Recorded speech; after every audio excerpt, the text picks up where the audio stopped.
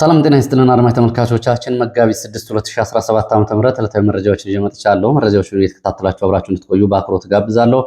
አብራችሁን ከቆያችሁ የተለያዩ መረጃዎች ትሰማላችሁ። ወደ አማራ ክልል የግንባር መረጃዎች እንሄዳለን። እንዲሁም ደግሞ አንጋፋና ታዋቂ ፖለቲከኞች በኢትዮጵያና በኤርትራ ጉዳይ ላይ አስተያየታቸውን እየሰጡ ነው የሚገኙት። ከነዚህ መሰረታዊ ሀሳቦች መካከል የተወሰኑትን ባጭሩ ወደ እናንተ የማደርስ ይሆናል። የተለመዱ የግንባር ዝርዝር መረጃዎች አሉ። ህወሓትን በተመለከተ ደብረጽዮን ወደ አዲስ አበባ ተጠርተዋል ተብሏል። ከዚህ ጋር በተያያዘም እንደዚሁ ተጨማሪ መረጃዎችን አደርሳቸዋለሁ።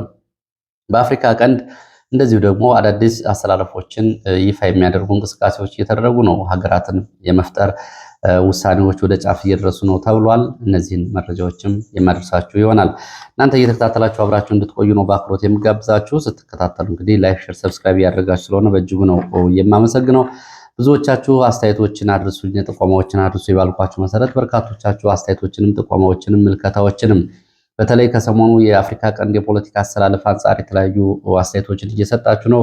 ህወሓት እንደገና ተመልሶ ወደ ፖለቲካዊ ውክልና መምጣቱንም በተመለከተ እንደዚሁ የተለያዩ አስተያየቶችን አድርሳችሁኛል። በእጅጉ ነው የማመሰግነው። በዚህ ሰዓት ካደረሳችሁኝ አስተያየቶችና ከላካችኋቸው መልእክቶች መካከል የተወሰኑትን ባጭሩ አቅርባለሁ። የሌሎቻችሁን ደግሞ በሌላ ጊዜ የምመለስባቸው ይሆናል። በተለይ ህወሓትና አብይ ወደየት ሊሄዱ ይችላሉ የሚሉት ላይ በርካታ አስተያየቶች ናቸው እየደረሱኝ። ጥቆማ@ዜና@gmail.com ላይ በርካቶቻችሁ አሁን በዚህ የኢሜል መልእክቶችን ብትልኩ የምመለከታቸው ይሆናል። መልእክቶችን ስትልኩ አጭር ብታደርጓቸው ደግሞ የበለጠ ተመራጭ ነው የሚሆነው። ረጃጅም ጽሁፎች ያው ከጊዜም አንጻር ዋና ዋና ሀሳቦችን በአጭሩ ብታቀርቧቸው ሁሉም መቅረብ ስለማይችል በአጭሩ ቢደርሱ ጥሩ ነው። ከዛ ውጭ በሰነድ መልክ እንዲሁም ደግሞ በሌላ መንገድ የምትልኳቸው ሀሳቦች ግን አበረታታለሁ። ወደፊት በጊዜ ሲገኝ በምልከታ እየቀረቡ ለፖለቲካል ፖዚሽን ወይም ደግሞ ለፖለቲካዊ አቋሞች እና ለመነጽጽርም እንዲሁም ደግሞ ለትንታኔና ለቀጠናዊ ምልከታ ይጠቅማሉ። በእጅጉ ነው የማመሰግነው። እንግዲህ አብይ አህመድ ከህወሓት አንጻር ሊከተለው ይገባ ይሆናል የሚል መላምታቸውን ካስቀመጡት መካከል ትግራይን የፈለጋችሁትን አድርጎ ብሎ አብረን ኢሳያስን እንውጋ ብሎ ለነደብረ ጽዮን ስልጣን የሚሰጥበት እድል ሊኖር ይችላል ተብሏል። እንግዲህ በምልከታ የመጣ ነው። ይችላል አይችልም ያው መላምት ነው። በሚዲያዎች ግን የፕሪቶሪያ የሰላም ስምምነት ፈረሰ በማለት በተደጋጋሚ አብይና ሚዲያዎቹ ጩኸት እያሰሙ በትግራይ አካባቢ አዲስ ወታደር ከማሰማራት ጉዳዩን ለነደብረ ጽዮን ሊተውላቸው ይችላል፣ ጌታቸው ረዳን የውሃ ላይ ኩበት አድርጎት ሊቀር ይችላል የሚል አስተያየት አድርሳቸዋል። ሌላው ከፋኖ አንጻር አንድ እንሆን በሚል አብይ አህመድ እንግዲህ የቀይ ባህር ጉዳይ ብቻ ቅድሚያ እንስጠው እንጂ ለክልሉ የጋራ መንግስት ወይም ደግሞ ክልሉ እናንተ ያዙ የሚሉ ውሳኔዎችም ሊወስን ይችላል ይላል። ይሄ ይሆናል አይሆንም የሚል ጉዳይም እንዳለው ነው። ግን እነዚህ አይነት ግምቶችና መላምቶች ወይም ደግሞ ሴናሪዎች እየመጡ ነው የሚገኙት። ከክልሉ ኃይል በማስወጣት የአሰብን ጉዳይ ከፍ አድርጎ በማጉላት የህዝብ ድጋፍ ለማግኘት ይሞክር ይሆናል የሚለው ነው። ከአንዱ ጋር ሆኖ አንዱን የመውጋት ፕሮጀክቱ በአገር ቤት አብይ አህመድ ተጠናቆበታል የሚል አስተያየትም ጨምረዋል። ከአሁን በፊት አንዱን ኃይል ለመውጋት ከአንዱ ጋር አንዱን ለመውጋት ደግሞ ከሌላው ጋር በፈረቃ ይዟቸው የነበሩ ፕሮጀክቶች አሁን ሀገር ውስጥ ቆመዋል። ስለዚህ አብይ አህመድ ቀጣይ ሊወስድ የሚችለው አቋሞች ምንድን ናቸው የሚለው ጉዳይ ላይ ትኩረት የሚያስፈልገው ነው። ያልተገመቱ ውሳኔዎች ሊወሰኑ ይችላሉ የሚለውን ምልከታ ለመስጠት ነው። አመሰግናለሁ። ሌላው አብይ አህመድ ከሰሞኑ አጠቃላይ የፖለቲካና ወታደራዊ ምስቅልቅል አንጻር ተፈላጊ የህዝብ ድጋፍን መልሶ ለማግኘት በተለይ በኦሮሞ ህዝብና በኦሮሞ ወጣቶች በኦሮሞ ፖለቲከኞች ዘንድ አዳዲስ ቅስቀሳዎችን በአዲስ ፕሮጀክት ዞ ሊገባ ይችላል። ይሄኛውን ጉዳይ እንግዲህ በተለይ የኦሮሞ ፖለቲከኞች የኦሮሞ ወጣቶች ጉዳዩን በአንክሮ እንዲከታተሉትም እንደዚሁ መልእክት ቢደርስ የሚል መልእክት ልካችሁልኛል። የፖለቲካ ጥያቄዎቹን እንግዲህ የሌሎቹ ትግል የሚያደርጉ አካላት የፖለቲካ ጥያቄዎችን የኦሮሞን ህዝብ የፖለቲካ መብቶች ለመንፈግ ተደርገው እንዲታዩ አዳዲስ ቅስቀሳዎች ሊቀሰቀሱ ይችላሉ። በእርግጥ እስካሁንም አልቆሙም። ስልጣናችሁን ልትነጠቁ ነው፣ ተነሱ፣ ከጎን የቆሙ ልጆቻችሁን አዝምቱ በሚል በኦሮሞ ህዝብ ላይ አዲስ ጫና ሊፈጠር ይችላል። ይሄ የፖለቲካ ንግድ ነው። እንዲሁም ደግሞ ሃይማኖታዊ አጀንዳም ጭምር የመምዘዝ እንቅስቃሴዎች ሊኖሩ ይችላሉ። ስለዚህ ይህንን ሁሉም በአንክሮ ሊከታተለው ይገባል። ከዚህ አንጻር ወሳኝ እና ድፍረት የተሞላባቸው ውሳኔዎችና አቋሞችን መወሰን ያስፈልጋል። በተለይ ፋኖ ይህንን አይነት ውሳኔዎችን መወሰን ያስፈልጋል። ያልተገመቱ የፖለቲካና ወታደራዊ እርምጃዎች ቢወለዱ የኢትዮጵያ ልጆች የጋራ አገር አድን አቋም በፍጥነት መውሰድ አለባቸው የሚልም ሀሳብ ተጨምሯል። ሌላው አራተኛው ቤተሰቦቹ በተለያዩ ቦታዎች እንግዲህ ከአራት በላይ ቤተሰቦቹ በተለያዩ ቦታዎች ዝርፊያ የተፈጸመባቸው ሐኪም መልእክት ልኮልኛል። በጣም የሚያሳዝን ነው። እንግዲህ 4 ቦታዎች ላይ የተለያዩ ቤተሰቦቹ እሱን ጨምሮ ዝርፊያ ተፈጽሞባቸዋል። ይህንን በተመለከተ እንግዲህ የጠቀሳቸው መረጃዎች አሉ። ወደፊት በዝርዝር ተጣርተው ይመጣሉ። ሐኪሙ መልእክቱን ያደረሰኝ ከባህር ዳር ነው። በተለያዩ ቦታዎች ነው ዝርፊያ የተፈጸመው። እንግዲህ በቤተሰቦቹም በጓደኞች ላይ የሚያውቀውን ዘርዝሯል። የዘረፋ ኔትወርክ መኖሩ ከአሁን በፊት በተደጋጋሚ ተገልጿል። በዚህ ጉዳይ ላይ ግን ተጨማሪ ማጣራቶችን አድርጌ ወደፊት ይፋ ለማድረግ እሞክራለሁ። እንግዲህ ይህን የዝርፊያ ቡድን በተመለከተ በዚህ ጉዳይ ላይ ህዝቡን እየዘረፈ እያሰቃየ የሚገኝ የተለያየ ቡድን ነው ያለው። ስለዚህ የምትችሉትን መልእክቶች በመረጃዎች በማረጋገጥ ህዝቡ ቢያንስ እውነታውን እንዲያውቅ ማድረግ ስራ እንዲሰራ ጥሪ አቀርባለሁ። ሌላው ላኪ ድራው እየተባለ የሚጠራ ቨርሰኒ ኦር ቪኤስኤን እየተባለ የሚጠራ የኦንላይን ንግድ ሰራለሁ በሚል በርካታ ሰዎች እንደተጨበረበራችሁ ገንዘብ እንደተበላችሁ ለሌሎቹ ትምህርት ቢሆን ብላችሁ ልካችሁልኛል። እንግዲህ በቴሌግራም የተከፈተ የኦንላይን ቢዝነስ እንሰራለን ይህን ያክል ገንዘብ አስገቡ በሚል የደህንነት ሰዎች ጭምር የተሳተፉበት አዳዲስ እንደዚህ አይነት የማጭበርበሪያ ኔትወርኮች ተዘርግተው በርካቶቹ ገንዘባቸውን እየተበሉ እንደሆነ ልካችሁልኛል። ከደረሱኝ መልእክቶች መካከል በፌስቡክ ገጽ የተወሰኑ አጋርቻለሁ። ሙሉ ጽሁፉን ከዚህ ውስጥ እንግዲህ በዚህ ውስጥ የተጠቀሱ ግለሰቦችም አሉ። እነዚህ ግለሰቦች ወደፊት ምርመራ የሚያስፈልግ ከሆነ ለጊዜው ስማቸውን ከመጥቀስ እቆጠባለሁ። ግን በዚህ መንገድ በኦንላይን ቢዝነስ እንሰራለን፣ ተሳተፉ፣ ተመዝገቡ በሚል በርካታ ማጭበርበሮች እየተፈጸሙ ስለሆኑ ጥንቃቄ አድርጎ ይህንን እንግዲህ ትምህርት ውሰዱ ከኛ በሚል ጉዳት የደረሰባቸው ሰዎች ናቸው ይህንን መረጃ ያሰራጩት። ወደ መረጃዎች ነው የሚሄደው። መልእክቶቻቸውን በዚህ አጠናቅቄ ወደ መረጃዎቹ ሲሄድ በስደትና ሞትን በተመለከተ እንግዲህ ሰሞኑ እየወጡ ያሉ መረጃዎችን ላስቀድም። የእስራኤል ወታደሮች 2 ኢትዮጵያንን እና 1 ኡጋንዳዊን ተኩሰው ገድለዋል ድንበር አካባቢ ተብሏል። የእስራኤል ወታደሮች እነዚህን ወደ እስራኤል ኬላ ጥሰው ሊገቡ ነበር የተባሉ 2 ኢትዮጵያና 1 ኡጋንዳዊ ተኩሰው የገደሉት ተኩሳችሁ ግደሉ የሚል ትዕዛዝ ሳይሰጣቸው ነው ተብሏል። ወታደሮቹ እንዲቆሙ የማስጠንቀቂያ ተኩስ ተኩሱ ቢባሉም ተኩሰው ገድለዋቸዋል ተብሏል። ሰሞኑን እንግዲህ ሌላ በዚህ ጋር በተያያዘ በሳውዲ አረቢያ ድንበር አካባቢም በውሃ ጥም በበረሃና በባህር ሲንገላቱ የነበሩ 14 ኢትዮጵያውያን በሳውዲ የድንበር ጠባቂ ፖሊሶች በጥይት ተገድለዋል። ከዛ ባሻገር 157 ኢትዮጵያውያንም ባሳለፍነው ሳምንት ወደ የመን አቅራቢያ ሲደርሱ ከጅቡቲ ተነስተው ጀልባ ተገልብጦ ሙሉ በሙሉ ባህር ገብተው ተበልተው ቀርተዋል። እንግዲህ ሳምንቱን በኢትዮጵያን ላይ ከሀገር ውስጥ ሰቆቃዎች ባሻገር ሕይወትን ለማሻሻል ወደ ተለያዩ ሀገራት በሚደረጉ እንቅስቃሴዎች ኢትዮጵያን ሕይወታቸውን በተመለከተ እንግዲህ በዚህ ሁኔታ የሚገለጽ ነው። የኢትዮጵያ ዜግነት፣ የኢትዮጵያዊነት፣ የኢትዮጵያ ሕይወት በዚህ ዘመን በዚህ ልክ ለምን ትኩረት አጣ፣ ለምን ተነፈገው የሚለውን ጉዳይ ሁሉም ሰው ሊጠይቅ ይገባዋል። ዜጎች ራሳቸውን ማስከበር አለባቸው። እንግዲህ በዚህ መንገድ በመካከለኛው ምስራቅ በየቀኑ በኢትዮጵያ ውስጥም በየቀኑ ዜጎች እያለቁ ነው የሚገኙት። ወደ ችሎት መረጃ ነው የሚሄደው። ወደ ችሎት መረጃ ሲሄድ በትላንትናው ዕለት እነ ዮሐንስ ቧያለው መዝገብ 52 ተከሳሾች ውስጥ አሁን በእስር ቤት የሚገኙት 15 ተከሳሾች ፍርድ ቤት ቀርበው ነበረ። በእነ ቴዎድሮስ ጣምራይም እንደዚሁ 23 ተከሳሾች ፍርድ ቤት ቀርበዋል። በልደታ ከፍተኛ ፍርድ ቤት ትላንትና በነበረው የችሎት ውሎ እነ ዮሐንስ ቧያለውን በተመለከተ አቃቢ ሕግ ከ10 ምስክሮች ውስጥ 2ቱን ስለማቅረቡ ካሁን በፊት 8ቱ ምስክሮች ግን በመንገድ ላይ ናቸው፣ በደቡብ በአማራ ክልል በተለያዩ ቦታዎች በሚል ሰበብ እየፈጠረ ምስክሮችን ማቅረብ አልተቻለም። በዚህም እስረኞቹ ከፍተኛ መንገላታት እየተፈጸመባቸው ነው። አቃቢ ሕግ ተከሳሾች ስላልተሟሉ ምስክሮችን አላቀረብኩም ሲል እንደዚሁ የተለመደ ውሸቱን አቅርቧል።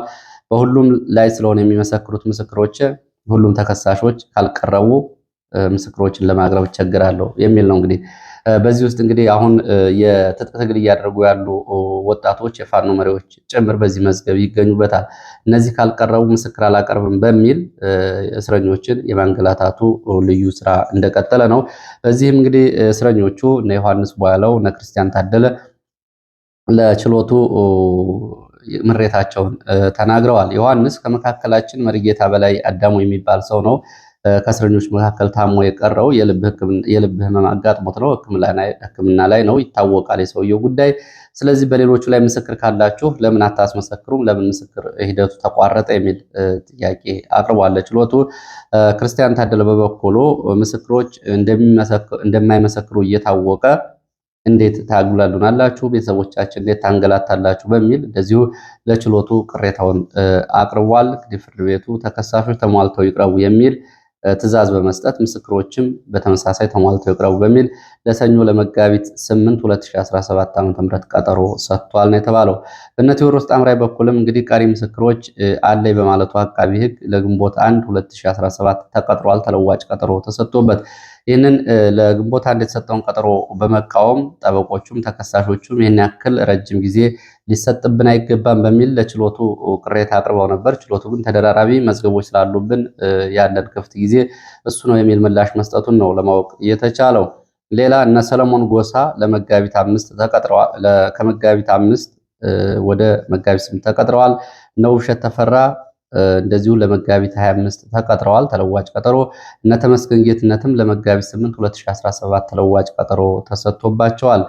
ሌላው እንግዲህ ከዚህ ፍርድ ቤት እየቀረቡ ለይስሙላም ቢሆን እየተመላለሱ ካሉት ባሻገር በእስር ቤት ውስጥ በርካታ የአማራ ወጣቶች የቶርቸር ወይም ደግሞ ማሰቃየት እየተፈጸመባቸው ነው ተብሏል። ከነዚህ መካከል አዶናይ አበበ፣ ኤፍሬም ሙጬ፣ ክንዳለም ፈረደ፣ ተፈሪ መኳንንትን ጨምሮ 14 እስረኞች ከፌዴራል ወንጀል ምርመራ ሜክሲኮ ወደ ማዕከላዊ ወይ ደግሞ ሶስተኛ ፖሊስ ኮሚሽን ተወስደው በጨለማ ቤት ውስጥ ታስረው ይገኛሉ ነው የተባሉ። በምርመራ ጊዜ እንግዲህ ፋኖ ናችሁ በሚል ከፍተኛ ማሰቃየት እየተፈጸመባቸው እንደሆነ ነው ቤተሰቦቻቸው እየተናገሩ የሚገኙት። ምናልባት እንግዲህ አብይ አህመድ በእስር ቤት ውስጥ አንድም ሰቆቃ ፈጽመን አናውቅም የሚለው የቅርብ ጊዜው ንግግሩ በድጋሚ የሚታወስ ነው። ግን የአማራ ተወላጆች ከሆኑ በሰቆቃ ብቻ ሳይሆን አስከሬናቸው ነው ከእስር ቤት እየወጣ የሚገኘው። እንግዲህ ባለፈው ታስታውሳላችሁ የቀድሞ የአየር ኃይል ባልደረባ የነበረው በኋላ የኢንሳ የኢንፎርሜሽን የአይቲ ባለሙያ የነበረ የአማራ ባንክ ሰራተኛ የነበረው ኢሳያስ አስከሬኑ ነው እንግዲህ ከእስር ቤት ለቤተሰቦቹ የተሰጠው አብይህን እያለ ቢሆን። ስለዚህ በእስር ላይ የሚገኙ ወገኖች የሰብአዊ መብት ድርጅቶች ጉዳይ እንዲከታተሉት ጥሪ አቅርበዋል። ሌላው እንግዲህ የኤርትራና የትግራይ እንዲሁም የኢትዮጵያና የኤርትራ የማዕከላዊ መንግስቱና የህወሓት ጉዳይ አሁን መነጋገሪያ የሆኑ አጀንዳዎች ናቸው። በዚህ ጉዳይ በኢትዮጵያና በኤርትራ ጉዳይ ላይ አስተያየት ሰጥተዋል አንጋፋው ፖለቲከኛ አቶ ገብሩ አስራት። አቶ ገብሩ አስራት እንግዲህ ለሪፖርተር ሰፋ ያለ ቃለ ምልልስ ነው እየሰጡት ወይም ፖለቲካዊ ምልከታቸውን ነው እያስቀመጡት። ከነዚህ ውስጥ ዋና ዋና ነጥቦቹን ለኢትዮ ፎከስ አድማጭ ተመልካቾች በሚከተለው መልኩ አቀርባለሁ። ኤርትራ ቋሚና የማይለወጥ ፖሊሲ አላት ብለዋል አቶ ገብሩ አስራት። የህወሓትና የኢትዮጵያ መንግስት ግን ይህንን እያወቁ አቋማቸውን እያዋዠቁ ነው ወይም ደግሞ ይህንን ግምት ውስጥ ሳያስገቡ የእንቅስቃሴ ውስጥ ስለመግባታቸው ገልጸዋል። ኤርትራ የታወቀ አቋም እያላት ህወሓትና የፌዴራል መንግስቱ ግን የዋዠቀ አቋም አላቸው እንደማለት ነው። ሻዕቢያ የተከፋፈለች ኢትዮጵያን ፈጥሮ መቀጠል የበላይ መሆን ነው በቀጠናው የሚፈልገው ብለዋል ገብሩ አስራት። ይህንንም ለማድረግ ከኢትዮጵያ ታሪካዊ ጠላቶች ጋር ትብብር ያደርጋል። በቀጥተኛና በተዘዋዋሪ በኢትዮጵያ ውስጥ በሚደረጉ ጦርነቶች ይሳተፋል ወይ ደግሞ እጁን ያስገባል። ኤርትራ ኢትዮጵያን መንግስት የሚወጉ ኃይሎችን ማስታጠቋን ቀጥላለች የሚል እንግዲህ ይህንን ገብሩ አስራት ተናግረዋል። አሁን ግን እንደዚሁ ሌላ ደግሞ የዲፕሎማሲ ግንባርም ኢትዮጵያን የሚጻረሩ የዲፕሎማሲ ግንባሮችንም ኤርትራ ፈጥራለች ሲሉ ነው ገብሩ አስራት ለሪፖርተር ጋዜጣ የተናገሩት። ኢትዮጵያና ኤርትራ በአሰብ ጉዳይ በቀጥታ ወደ ጦርነት ያመራሉ ብዬ አላስብም ብለዋል። ይህ እንግዲህ ሶስተኛው አስተያየት ነው ከታዋቂ ደግሞ ከቀድሞ የህወሓት ሰዎች መካከል። በዚህ ጉዳይ ላይ የቀድሞ ኢትዮጵያ አየር ኃይል አዛዥ አበበ ጆቤ ወይ ደግሞ አበበ ተክለ ሃይማኖት በኋላም ጀነራል ጻድቃን አሁን ደግሞ አቶ ገብሩ አስራት በዚህ ጉዳይ ላይ አስተያየት እየሰጡ ነው። አሰብን በተመለከተ እነዚህ እንግዲህ የ1993ቱ የህወሓት ቡድን ሲከፈል ወደ ጎን ከወጡት ውስጥ ሁለቱ በተለይ ጻድቃን ይገኙበታል። በዚህ የተለያዩ አቋሞች ነው እያንጸባረቁ የሚገኙት። በወቅቱ አሰብን እንያዝ የሚል አቋም እንደነበራቸው ነው እንግዲህ በተደጋጋሚ ሲገለጽ የቆየው። ገብሩ አስራትንም እንዲሁም ደግሞ ጀነራል ጻድቃንን ጨምሮ ማለት ነው።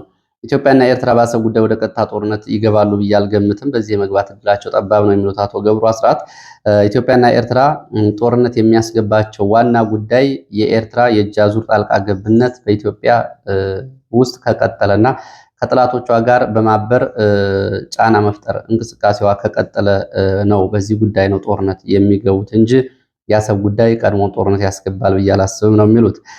ኤርትራ የጦር ዝግጅት ላይ ነች። የጦርነት ትኩሳት በቀጠናው ከፍተኛ ሁኔታ አለ። ግን ከዚህ ባለፈ የአሰብ ጉዳይ በተለየ መንገድ መታየት አለበት የሚልም ሀሳብ አቅርበዋል። ኢትዮጵያ አሰብን መያዝ የምትፈልገው በህጋዊ መንገድ መሆን አለበት የሚል ምክረ ሀሳባቸውን የሚያቀርቡት ገብሩ አስራት ቅድሚያ የህግ ጉዳዮችን መሞከር ይቀድማል።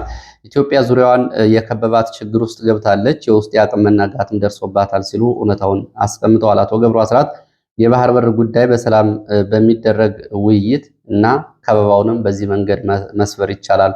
የባህር በር ጉዳይ ሲነሳ ነው ኢትዮጵያ ከበባ ውስጥ የገባቸው የሚል የጂኦፖለቲክስ ምልከታ ነው ያላቸው።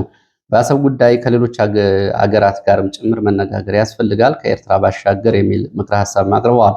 ኢትዮጵያ የባህር በር ብቻ ሳይሆን የ1980 የቬና ስምምነት ተጥሶ የጎረቤት ሀገራትን ወደብ ሀገራት ይጠቀማሉ የሚለው ስምምነት ተጥሶ ጭምር በወደቡ እንዳትጠቀም ተደርጋለች የሚልም ቁጭት አንስተዋል።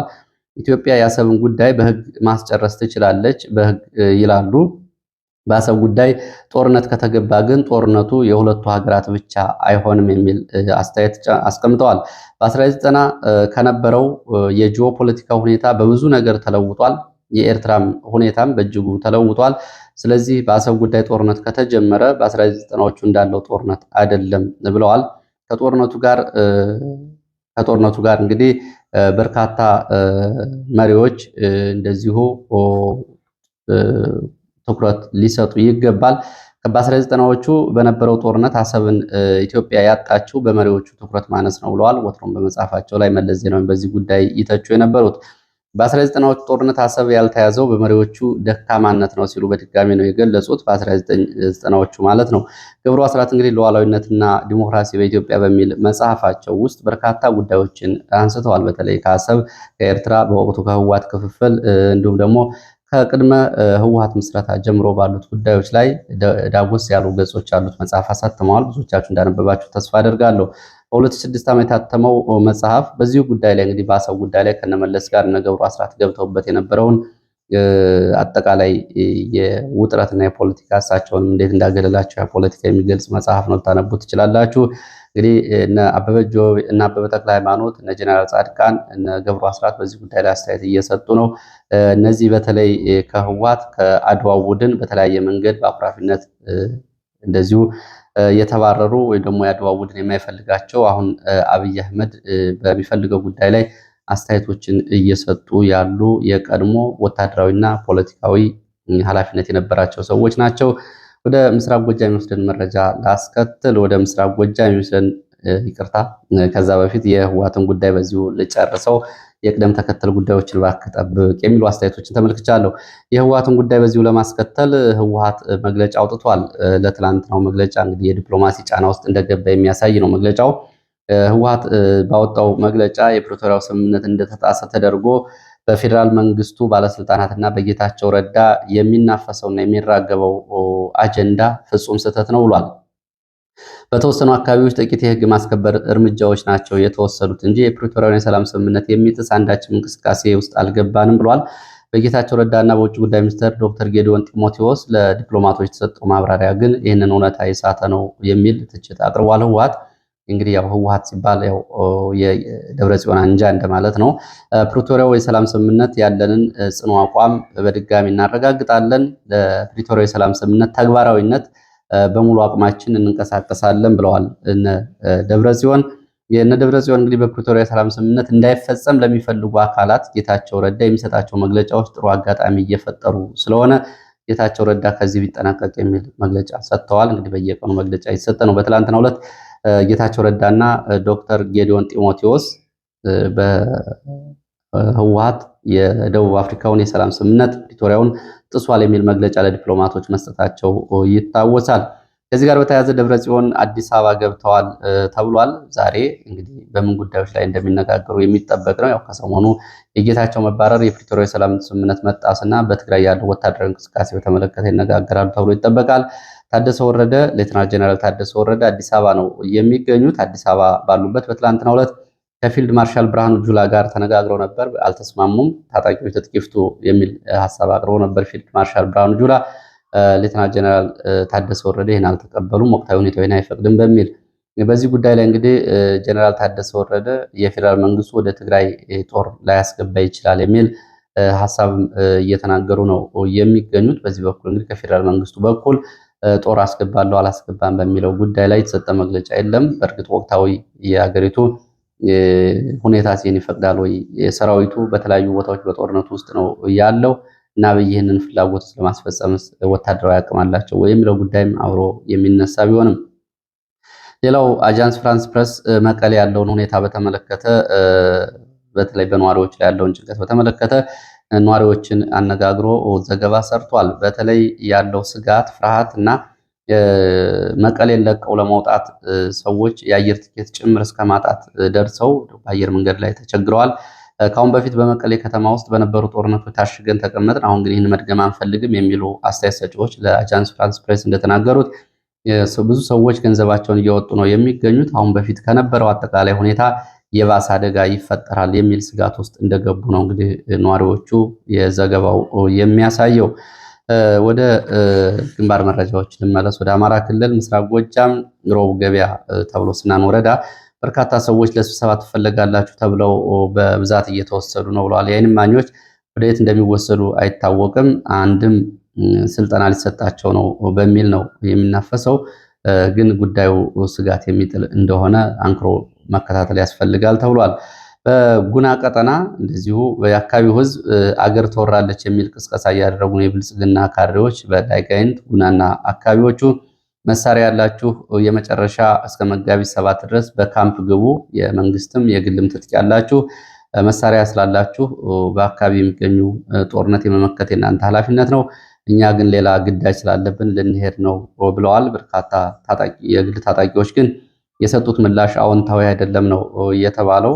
አዎንታዊ አይደለም፣ መሳሪያችን ይዘን ከፋኖ ጋር ከምንዋጋ ሌላ ምርጫ እንወስናለን የሚል ምላሽ ሰጥተዋል ነው የተባለው። ወደ ምዕራብ ጎጃም ስንመለስ ፍኖተ ሰላም አቅራቢያ ማንኩሳ ከተማ ወጣ ብሎ በሚገኝ ቦታ በተለይ ፈልቃ በተባለ ቦታ ትላንትና ውጊያ ሲደረግ ነው የዋለው። በዚህ ውጊያ እንግዲህ ከፈልቃ እስከ ማንኩሳ ድረስ ጭምር በርካታ ጉዳቶችን ያስተናገዱ ውጊያዎች ተደርገዋል። በዚህም እንግዲህ በርካታ የመንግስት ወታደሮች ሚሊሻና አድማ ብተናን ጨምሮ ሞትና ቆስለኛ ሆነዋል። እንደውም ተጨማሪ ጉዳት ሳይደርስ የመንግስት ወታደሮች ከፍኖተ ሰላም ተጨማሪ መካናይዝድ በማስገባት ሽፋን ሰጥተው ነው ቀሪ ኃይላቸውን ያስወጡት። ከፍተኛ ጉዳት ደርሷል ነው የተባለው። እንግዲህ የፋኖ የመረጃ ምንጮች እንደገለጹት። ሌላው መረጃችን በዚህ ደሴ ዙሪያ አካባቢ ያለውን ሁኔታ የተመለከተ ነው። ደሴ ዙሪያ 023፣ 024፣ 025 ተብሎ የሚጠሩት ቀበሌዎች ትላንትና መሻሹን ጭምር ውጊያ ሲደረግ ነበር። በተመሳሳይ ወልዲያ ከተማ አቅራቢያ መርጦ ተብሎ በሚጠራው አካባቢ በከባድ መሳሪያና በእግረኛ የታገዙ ውጊያዎች ሲደረጉ አምሽተዋል። በሁለቱም ቦታዎች በተደረጉ ውጊያዎች የደረሱት ጉዳቶች አልታወቁም። እንግዲህ በመንግስት ኃይሎችም በፋኖ ላይ የደረሱ ዝርዝር ጉዳቶች አልታወቁም። በተመሳሳይ እዚሁ ዋግ አስከተማ አቅራቢያ ለሰዓታት የቆየ ውጊያ ተደርጎ ነበር በትላንትናው ዕለት። በዚህ ውጊያም እንደዚሁ የደረሰው ዝርዝር ጉዳት አልታወቀም ነው የተባለው። ኢትዮጵያና ኤርትራን ውጥረት በተመለከተ አሜሪካ ጉዳዩ እንደሚያሳስባት እየገለጸች ነው የምትገኘው። አሜሪካ ኢትዮጵያና ኤርትራ የጦርነት ውጥረቱን በአስቸኳይ ያርግቡ ብላለች። የአሜሪካ ሴኔት የውጭ ጉዳይ ሰብሳቢ ሴናተር ጄምስ እንደተናገሩት የትግራይ የፖለቲካ ቀውስ፣ የኢትዮጵያና የኤርትራ የጦርነት ውጥረት በእጅጉ አሳሳቢ ነው። ስለዚህ በአስቸኳይ ከዚህ ውጥረት መውጣት አለባቸው፣ ውጥረቱ መርገብ አለበት ብለዋል። ጉዳዩ እንደሚያሳስባቸው ነው እየገለጹ የሚገኙት።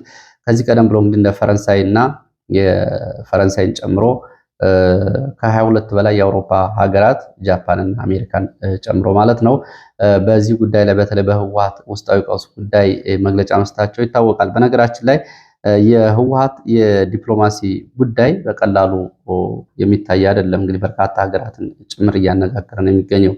ይሄ ዲፕሎማሲ አቅም እንዴት ተገነባ፣ ጉዳዩ ለምን ትኩረት ተሰጠው የሚለውን ሌላውም የዲፕሎማሲ አቅሙን በዚህ ትምህርት ሊወስድበት ይገባል። በዲፕሎማሲው ላይ ያለው ተጽዕኖ በቀላሉ የሚታይ አይደለም። ጌታቸው ረዳ ማብራሪያ ለመስጠት በቀላሉ ምን ያክል የአፍሪካ ህብረት መሪዎችን ጨምሮ ምን ያክል ዲፕሎማቶችን ወዲያው እንደሰበሰበ ያንን ተከትሎ እንግዲህ በርካታ ሀገራት ከ23 ሀገራት በላይ መግለጫ በጋራ ያወጡበት መግለጫ ይታወቃል።